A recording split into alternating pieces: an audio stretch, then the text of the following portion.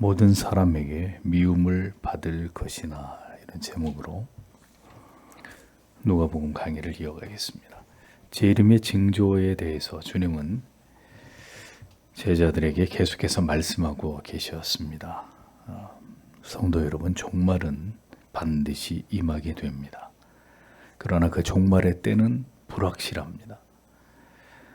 주님은 재림의 시기에 관해서는 전혀 말씀하지 않으셨지만 재림이 이루어지기 직전에 많은 일들이 일어나게 될 것이라는 것을 우리에게 말씀해 주셨습니다. 신자는 주님께서 하신 이 종말의 때에 대한 징조를 잘 알고 있어야 합니다. 시대를 분별하는 지혜의 눈을 가지고 이런 일들이 일어나는 것을 볼 때 하나님의 나라가 가까웠음을 알고 세상에서 먹고 마시는 일에 분주할 것이 아니라 더욱 깨어 있어 그 날을 준비하는 자들이 되어야 하기 때문입니다. 오늘의 본문을 보십시오. 16절과 17절에 너희가 부모와 형제들과 친척과 친구들에 의해 넘겨지고 그들은 너희 중에서 얼마를 죽일 것이다. 너희는 내 이름 때문에 모두에게 미움받을 것이다. 이렇게 기록이 되어 있습니다. 자, 이미 주님께서는 주의 이름으로 인해 우리가 핍박을 받게 될 것이고 옥에 넘겨주게 되고 왕들과 또 관원들 앞에 끌려가게 될 것이다 라는 것을 예언하셨습니다. 그런데 오늘의 본문에는 그렇게 우리를 핍박하게 될 자들이 다름 아닌 부모와 형제와 친척 그리고 너의 절친한 벗이 될 것이라고 이렇게 말씀하고 있습니다. 우리를 넘겨주게 될 자들이 성도 여러분 남이 아닙니다. 우리의 가장 가까운 부모와 형제와 가족들에 의해서 그리고 친척과 우리의 친구들에 의해서 우리 그리스도인들이 마지막 때가 되면 핍박과 박해에 넘겨지게 된다라고 주님이 말씀하셨습니다. 마지막 때가 되면 가족들이나 피와 살을 나눈 가족들이나 매우 가까운 관계까지도 결국 신앙 때문에 깨어지고 무너지게 되는 이런 일들이 일어나게 될 것을 주님은 예언하셨습니다. 이게 무슨 얘기입니까? 그만큼 극도로 사탄 마귀가 역사할 것이고 결국 신앙 때문에 한 가족들조차도 원수가 되어버리는 이런 일들이 일어난다라고 말씀을 하고 있는 것입니다. 진리 때문에 신앙 때문에 결국은 가족들, 친척들, 벗들로부터 우리가 버림을 받고 배신을 당하게 되는 우리가 굉장히 어려운 일에 처하게 되는 이런 가혹한 일들이 마지막 때에 일어나게 된다. 사람의 원수가 집안의 식구라고 말씀하셨잖아요. 자, 우리는 지금 거기까지는 아직 아니지만 신앙으로 인해서 실제로 가족들과 갈등을 겪습니다. 그렇죠? 또 심지어 교회를 다니고 있는 지인들에게서조차도 우리가 추구하는 이 올바른 진리와 교리를 따라서 하나님을 신앙하는 우리의 신앙에 대해서 교회를 다니고 있는 우리가 아는 사람들에게조차도 비난과 조롱을 받기도 합니다. 꼭 그렇게 믿어야 되느냐 이런 이야기를 자주 듣습니다. 그런데 마지막 때가 되면 이제 이러한 분명한 신앙을 고수하는 자들은 타인이 아니라 나를 모르는 사람들이 아니라 여러분들의 가장 가까운 사람들에게서부터 배신을 당하는 일들이 일어난다 라고 주님이 분명히 말씀하셨습니다. 자, 여러분의 신앙은 이것을 감당하실 수 있겠습니까? 여러분의 부모가, 여러분의 자식이, 여러분의 배우자가 나에게 가장 친한 친구가 오직 내가 예수를 믿는다는 그 이유 하나만으로 나를 넘겨주게 된다. 나를 원수처럼 생각하게 된다. 올바른 신앙, 진리를 지키는 믿음 때문에 가족들에게서 그리고 매우 가까웠던 사람들로부터 버림을 당하게 된다는 이 진리를, 이 주님이 말씀하신 이 예언을 감당하실 수 있겠습니까? 여러분의 부모와 자식이, 남편과 아내가, 친척과 벗이 여러분을 버릴 거란 말입니다. 이 진리는 농담이 아니라 실제로 그렇게 되어질 일이라고 예수 그리스도께서 말씀하고 있습니다. 결국 오직 믿음, 오직 성경, 오직 예수 그리스도만을 붙들어야 되는 때가 우리들에게 다가오고 있다는 것입니다. 다 필요 없어요. 가족도 다 소용없고 오직 예수 한 분, 오직 예수 그리스도 한 분 붙드는 그 믿음으로 모든 날들을 감당해야 되는 그 환난의 날이 우리에게 다가오고 있다. 단언하건대 이 교회를 다니는 분들 가운데 많은 분들이 이런 상황을 감당할 수 없어서 반드시 배도하게 될 것입니다.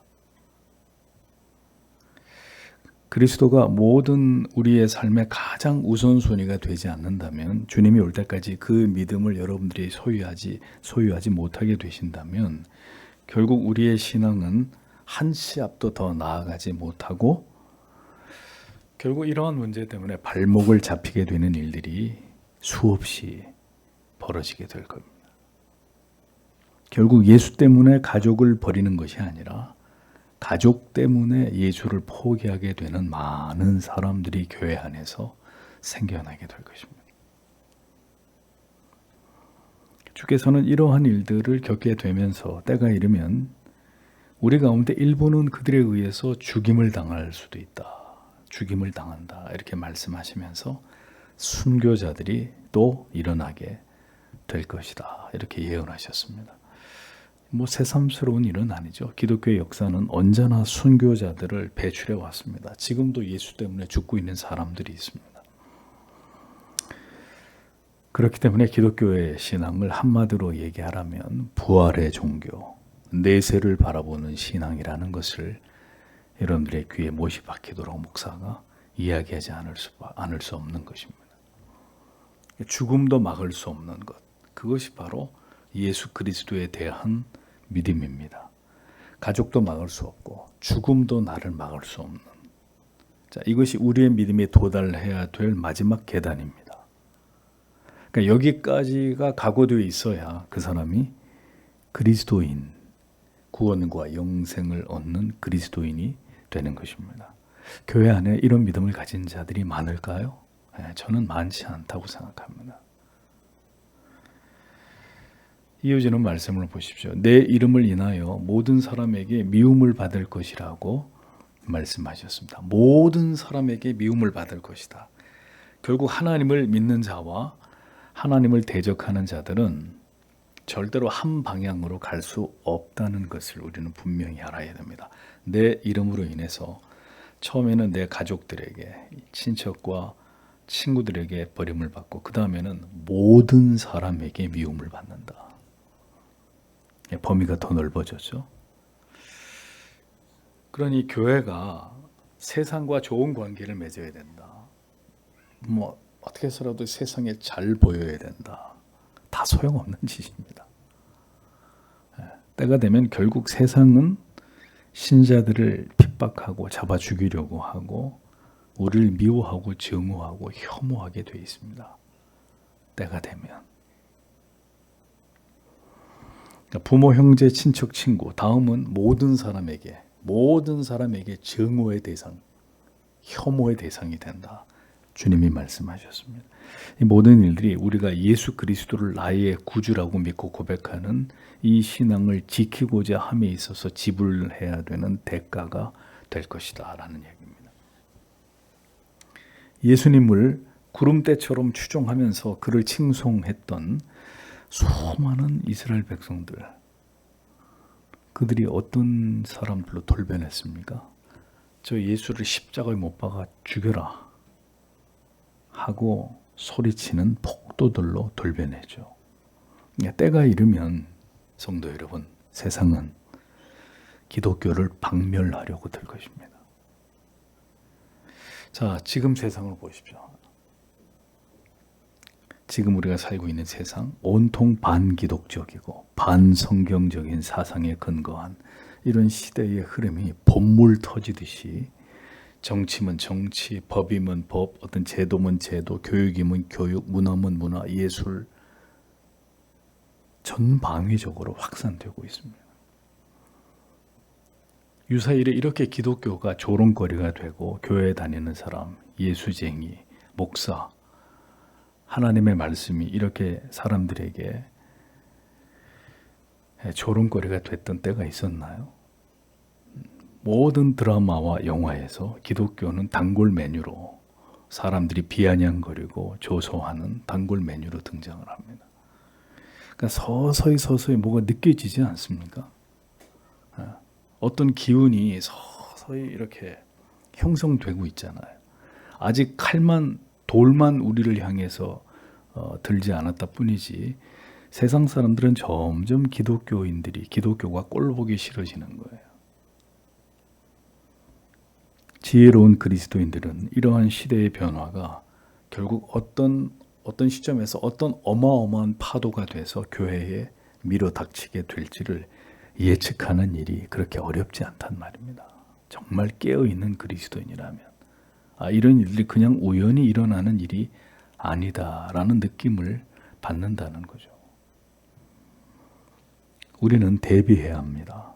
주의 재림이 임박할 때 세상이 어떤 모습으로 점점 더 걷잡을 수 없이 변해가고 어떤 사상과 철학이 온통 세상을 사람들을 지배하게 될지를 생각하면서 영적으로 깨어있는 삶을 살아가는 자들이 되어야 한다는 그런 말씀입니다. 이어지는 18절 19절에 그러나 너희는 머리카락 하나도 잃지 않을 것이다. 너희 인내로 너희 생명을 얻어라. 이렇게 기록이 되어 있습니다. 자, 근데 여러분 보세요. 너희 중에 몇을 죽이게 하겠고라는 말씀과 머리털 하나도 상하지 아니하리라 이 말씀이 모순이 되잖아요. 죽겠다. 근데 또 주님은 머리털 하나 상하지 않게 해주겠다.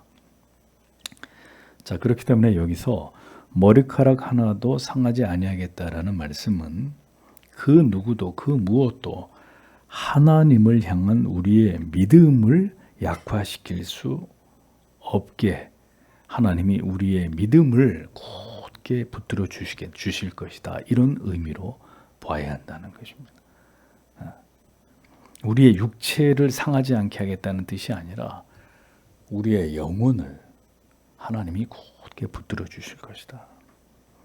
주님이 말씀하시는 완전한 보호는 육신에 대한 보호가 아니라 박해 속에서도 우리는 우리의 믿음을 지켜서 결국 우리의 이 같은 인내로 영원한 생명을 얻게 되는 것이다. 이렇게 주님이 말씀하고 계셨던 것입니다. 우리의 육신은 멸할 수 있으나 우리의 영혼을 그 누구도 멸하지 못하고 우리가 얻게 될 영원한 생명을 우리에게 빼앗아갈 자는 아무도 없게 하나님이 그렇게 우리의 영혼을 지켜주실 것이다 라고 약속해주고 계십니다. 그러므로 성도 여러분, 우리는 반드시 죽을 것이라는 걸 먼저 알아야 됩니다. 여기 영원히 사는 분 계세요? 내가 언제 죽을지 아시는 분 손 들어 보십시오. 우리는 반드시 죽습니다. 근데 언제 죽는지도 몰라요. 그리고 박해와 핍박을 받게 되더라도 우리는 우리의 용기와 담대함으로 박해를 이기는 것이 아니라 우리의 신앙의 고백을 조금도 무너뜨리지 못하도록 우리를 붙드시는 성령의 도우심을 통해서 우리는 하나님의 택하심을 입은 자들은 그 믿음을 굳게 지킬 수 있다고 주님은 약속해 주고 있는 것입니다. 내가 지키는 게 아니에요. 앞절에서 말씀했죠. 너희가 잡혀가거든 너희가 무슨 말을 해야 될지에 대해서 고민하지 마라. 하나님이 너희에게 구변을 주셔서 그들이 절대로 너희를 이기지 못하도록 어떤 말을 해야 될지도 하나님이 너희에게 말씀해 주실 것이다 라고 하셨잖아요. 그러니까 우리의 믿음을 지키는 것을 우리가 할 수 있는 게 아닙니다. 그가 하나님의 자녀라면 하나님의 영이 그를 붙들어서 그의 신앙의 고백을 절대로 부인하지 못하도록 하나님이 그의 믿음을 보존해 주시는 것입니다. 자, 그럼 이 진리를 아는 그리스도인들이 어떤 삶을 살아가겠습니까? 주님이 다 알아서 해주신단다. 자, 그러니까 우리는 신나게 그냥 뭐 이 세상에서 즐기고 재밌게 살다가 뭐 물질의 탐욕을 쫓아서 이렇게 살다가 이제 마지막 때를 맞이하면 되겠구나. 이렇게 생각할까요? 우리를 붙들어 주실 하나님을 더 간절히 우리가 소망하면서 우리의 믿음이 그 모든 고난과 시련과 환난을 극복할 수 있는 믿음이 될 수 있도록, 아직 환난이 오지도 않았지만 하나님의 깨어있는 성도들은 하나님 제게 그 믿음을 주옵소서, 그 담대함을 주옵소서, 그 날이 내게 임할 때 하나님의 전능의 팔로 이 작은 자를 하나님 곧게 붙들어 주옵소서. 이런 기도를 매일 하는 거예요. 매일. 여러분 그런 기도 하고 계시나요? 저는 매일 해요. 제 자신을 믿을 수 없기 때문에. 믿음이 성장하는 것을 삶의 목표로 삼아서 더 하나님을 아는 일에 힘쓰고 진리를 듣고 깨닫고 배우는 일에 진력할 것입니다. 그래, 그날이요 오거라. 나는 모든 준비가 돼 있고 내 아버지께서 내 영혼을 곧게 붙들어 주실 것이다. 나는 염려하지 않는다. 이런 마음이라야 그 사람이 하나님의 사람이죠.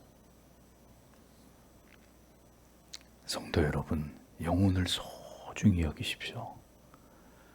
나중에 때가 되면 이 말이 무슨 뜻인지를 이해하실 날이 올 겁니다. 이 세상을 지나가는 동안 영원을 준비하는 자가 가장 지혜로운 사람입니다. 인생은 다 지나가게 돼 있고 우리 모두는 죽음을 맞이하게 될 것입니다. 영원한 나라를 소망하면서 이 세상을 지나가는 동안 우리는 오직 하나님의 자녀로 부르심을 받았다라는 사실을 기억하면서 하나님을 높이고 그리스도의 향기를 드러내기 위한 삶을 사십시오. 우리에게는 영원한 하나님의 나라가 준비되어 있지 않습니까? 20절을 보십시오. 예루살렘 군대에게 포위된 것을 보거든 그때 너희는 그 성의 파멸이 가까이 온 줄 알아라. 이렇게 기록이 되어 있습니다. 종말의 징조를 말씀하시면서 주님은 아주 구체적인 지명을 여기서 거론하십니다. 사복음 가운데 오직 누가복음에만 이 예루살렘이 언급이 되어 있습니다. 따라서 이 말씀은 예루살렘이 멸망하는 모습을 통해서 종말에 일어나게 될 일을 가늠하도록 이것을 연관시키려고 하는 의도가 있다는 것을 알 수 있습니다.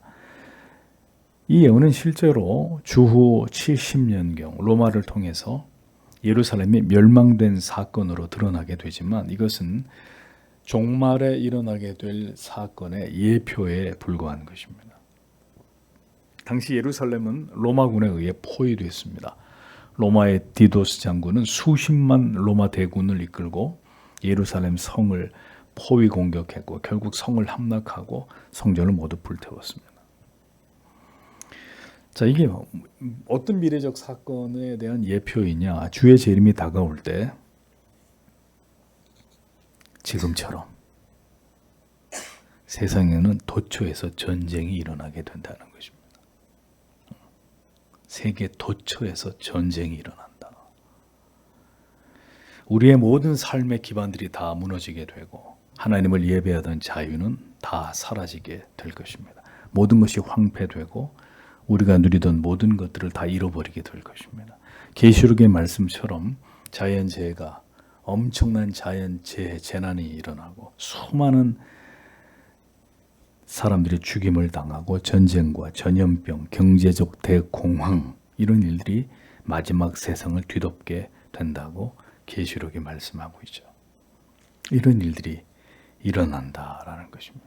21절에 그때 예후다에 있는 사람들은 유다에 있는 사람들은 산으로 도망가고 성 안에 있는 사람들은 성을 떠나고 밭에 있는 자들은 성으로 들어가지 마라. 이렇게 주님이 말씀하셨습니다. 예루살렘이 포위당하고 불타게 될 때 유대에 있는 사람들은 그 도시를 벗어나서 산속으로 도망을 쳐라. 네, 전쟁과 환란의 때에는 산으로 도망하라고 말씀하는데 실제로 로마가 쳐들어왔을 때 이스라엘 백성들 가운데 산으로 많은 사람들이 피난을 갔습니다. 그 팔레스타인 지역의 산은 바위산이에요. 바위로 이루어진 산악지대인데 굉장히 험준합니다. 근데 거기에 수많은 굴이 있어요. 천연굴. 미국이 결국은 그 헤즈볼라를 소탕하지 못하고 손을 들고 전부 다 철수한 이유는 이 천연 요새, 그러니까 어느 굴로 들어가는지 찾을 수가 없는 겁니다. 굴이 수천 개인데 어디다가 폭격을 해요? 어느 굴에 숨어 들어가는지 알 수가 없으니까. 그러니까 결국은 그 끝까지 다 소탕을 못하고 미국이 번번이 이 팔레스타인 지역의 이런 테러 단체들 감당을 못하는 거거든요. 그러니까 그 시대도 그랬단 말입니다. 산악에 수많은 굴이 있어요. 그쪽으로 이제 은둔해서 도망을 치면 살아남을 수 있는 이런 장소들이 팔레스타인 지역의 산이었단 말입니다. 그러니까 산으로 도망쳐라. 성 내에 있는 자는 그 성에서 얼른 벗어나고 성 밖에 있는 사람, 너희가 지금 밭에 들에 있으면 절대로 성 안으로 들어오지 마라. 예루살렘 성이 철저하게 파괴될 것이기 때문에 성으로 들어가지 마라. 산으로 피신을 해라. 성에서 밖으로 빨리 빠져나가라. 이렇게 주님이 말씀을 하셨습니다. 마지막 때에 이 말씀은 어떻게 우리가 이해를 해야 되느냐? 재물을 탐하여 뒤를 돌아보다가 소금 기둥이 된 롯의 아내처럼 마지막 때가 되면 이 땅에서 우리가 누리는 것들에 대해서 이것이 모두 파괴되고 사라질 것이라는 것을 알고 과도히 세상의 물질적인 것들에 마음을 두지 말고 거기에 집착하지 말라는 거예요. 세상에서 떠나라는 거예요. 세상에 화려하고 아름답고 진귀하고 돈이면 모든 걸 다 할 수 있는 이 세상으로부터 점점 우리를 격리시키라는 겁니다. 왜? 다 망할 거기 때문에.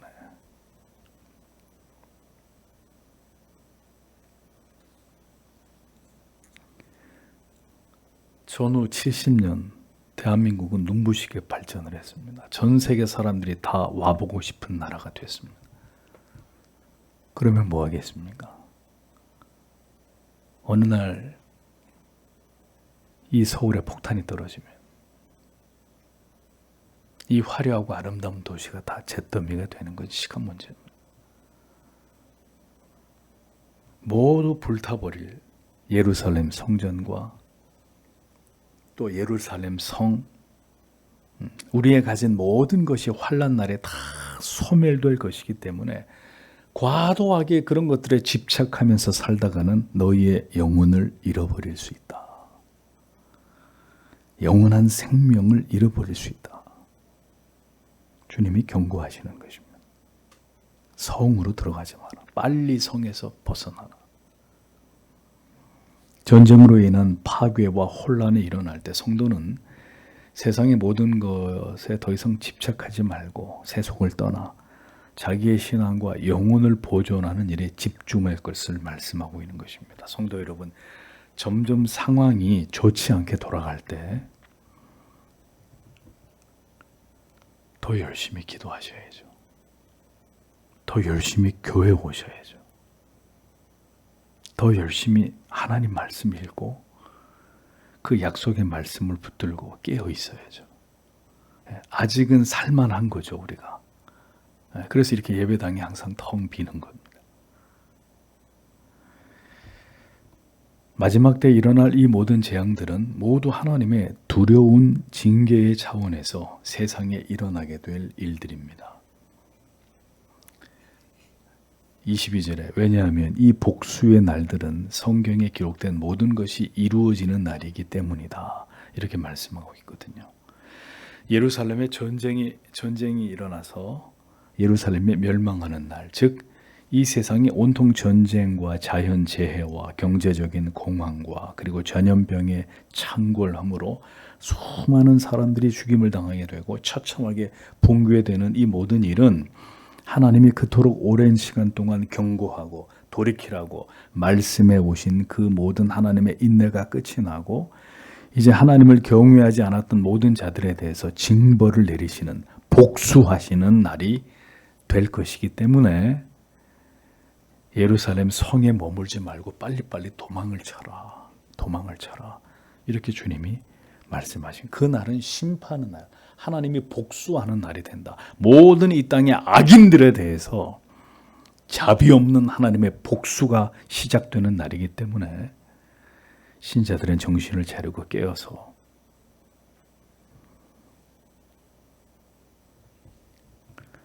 세상으로부터 도망을 쳐야 된다.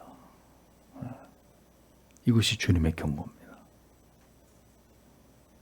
하나님의 때가 되면 유토피아를 꿈꾸며 인간을 추앙하던 모든 세상의 사람들이 모두 파괴당하는 일들이 일어나게 될 것입니다.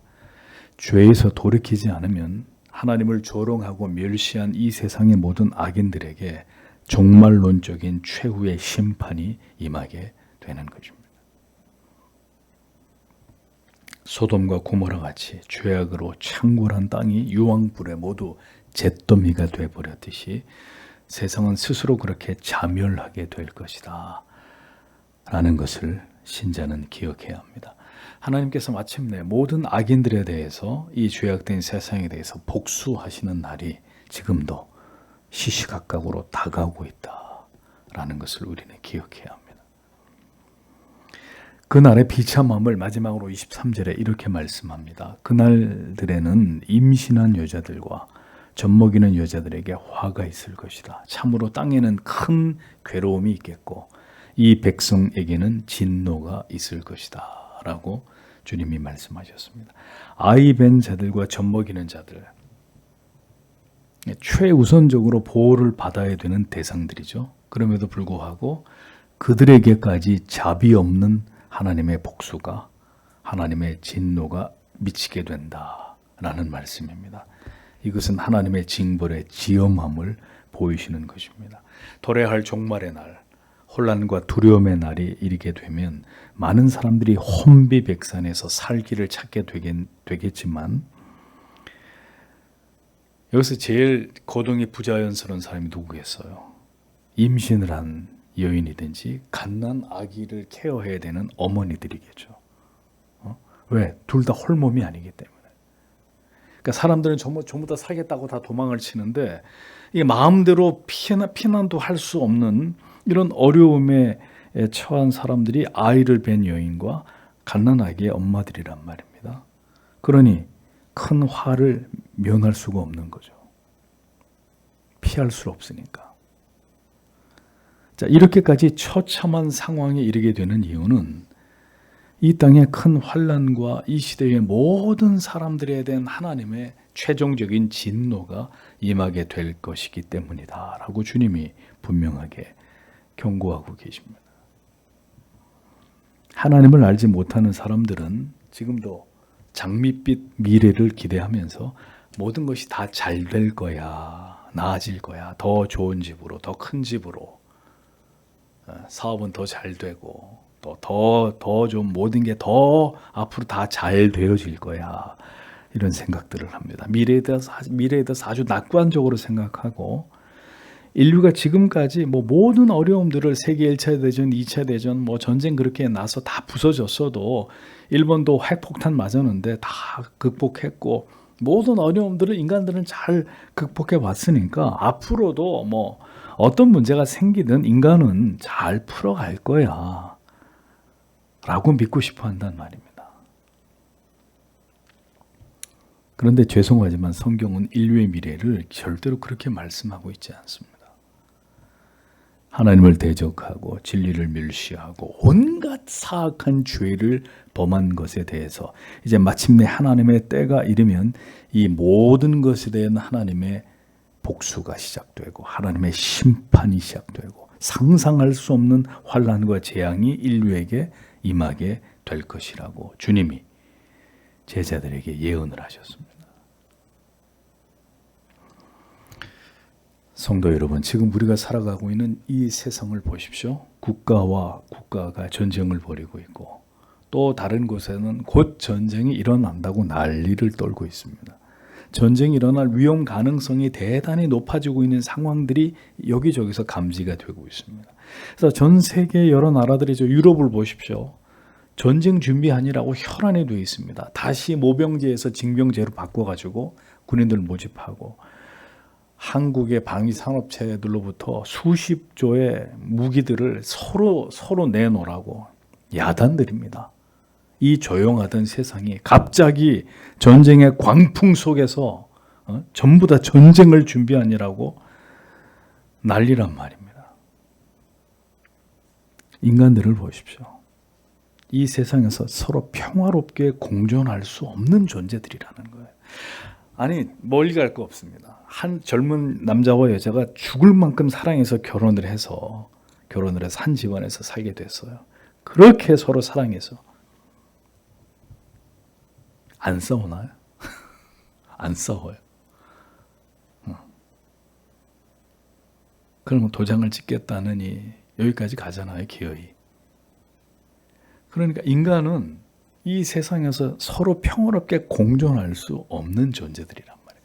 부모하고 자식 간에도 싸우고 형제 간에도 싸우고 친척들 간에도 싸우고 싸우기 위해서 태어난 사람들 같아요. 그 하나님은 그것을 허락하지 않으시는 겁니다. 인간이 하나님을 제껴놓고 자기네끼리 행복하게 사이좋게 우리끼리 평화롭게 하나님이 그걸 허락지 않으신단 말입니다. 세상은 다시 힘과 힘이 부딪히고 있습니다. 고도화된 전쟁 기술, 무기들은 순식간에 수많은 사람들의 목숨을 앗아갈 수 있습니다. 경제적인 공황으로 사람들은 지독한 궁핍을 또 겪게 될 것이고 또다시 언제 이 치사율이 높은 새로운 전염병이 창궐하게 될지 알 수가 없습니다. 자연은 점점 그 자전 기능을 잃어버리고 재해와 재난을 쏟아내고 있습니다. 지금 저 대만하고 중국 난리가 났던데요, 보니까. 태풍 때문에. 자, 이 모든 일이 우연이냐? 우연히 이 모든 일들이 그냥 일어나고 있는 것이냐? 주님이 모두 예언하셨고 성경이 말씀하고 있는 내용들이 실현되고 있는 과정입니다. 우리는 이미 성경을 통해서 마지막 시대에 일어나게 될 일들에 대해서 대략적으로 주님께서 말씀하신 바를 지금 듣고 있습니다.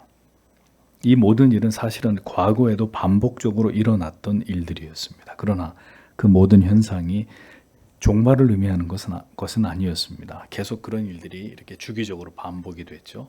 그러나 앞으로 일어나게 될 이러한 동일한 일들은 이제 진실로 그리스도의 재림과 절대로 무관하지 않게 될 것입니다. 살아가는 날들 동안 우리는 더욱더 이 모든 예언이 매우 실제적으로 우리의 눈앞에서 성취되고 진행돼 가는 것을 우리가 보게 될 것입니다. 그러므로 주께서 사랑하시는 성도 여러분, 성경의 이 모든 예언의 말씀들을 가볍게 여기지 마십시오. 우리에게 제일 중요한 것은 믿음을 지키고 하나님을 경외함의 도를 굳게 지키는 것입니다. 그 어떤 일보다 경건에 진력하고 이 약한 세상과 구별된 삶을 살아가고 우리의 자녀들을 오직 진리의 말씀으로 양육해서 그들에게도 때가 되면 회심해서 예수 그리스도를 구주로 믿는 믿음을 주시기를 우리는 기도해야 합니다. 과도하게 세상에서 탐욕을 품지 마십시오. 주님이 우리의 필요한 모든 것은 주님이 우리에게 채워주실 것입니다. 우리는 하나님의 나라와 의를 구하는 삶을 조용히 이어가는 자들이 되어야 합니다. 우리의 신앙을 더 하나님과 성경과 교회가 중심이 되게 하는 일에 집중하셔야 합니다. 더 진리를 사랑하시고 여러분의 마음과 여러분들의 마음에 세상과 죄가 여러분들의 마음에 틈타지 못하게 하십시오. 지혜와 명철을 가진 그리스도인들은 세상을 읽게 될 것입니다. 세상에서 일어나고 있는 모든 일을 통해서 지금이 어떤 시대인지를 분명히 알게 될 것이고 그에 맞게 자신의 영혼을 준비하고 무장하는 일을 절대로 소홀히 하지 않을 것입니다. 그가 마지막 시대를 살아가는 그리스도인입니다. 성도 여러분, 부디 깨어 있으시기를 바랍니다. 그리고 더 성경과 기도에 진력하고 우리의 믿음이 환난을 통과할 수 있는 믿음이 되기를 기도하십시오. 주님이 우리 모두에게 긍휼을 베풀어 주시고 오직 믿음으로 살아갈 수 있도록 붙들어 주시기를 오늘도 하나님 앞에 다 함께 기도하고 돌아가기를 원합니다. 기도하겠습니다.